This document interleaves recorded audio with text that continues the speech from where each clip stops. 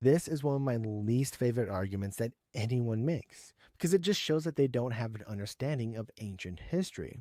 So, going a century before something is written down really isn't that amazing when we look at ancient history. And in fact, when we look at Alexander the Great, our best sources for him are centuries later.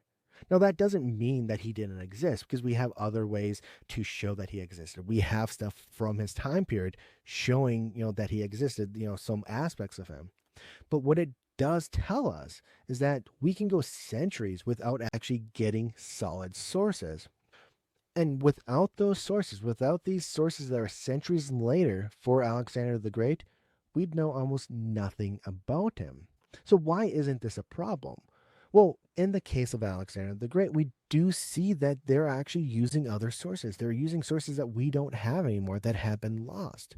We also know that they have a system of oral tradition. This is something that's very common in the ancient world. When we're looking at literacy rates during this time period, the height is around like 3%. We're not looking at a very literate society. So most information is being passed on orally. This is something that historians have long known. Now, because of this, we often don't get written sources for much later after the fact. And even then, often we don't actually get the sources that those sources were based off of. We have a lot of different writings that are simply lost.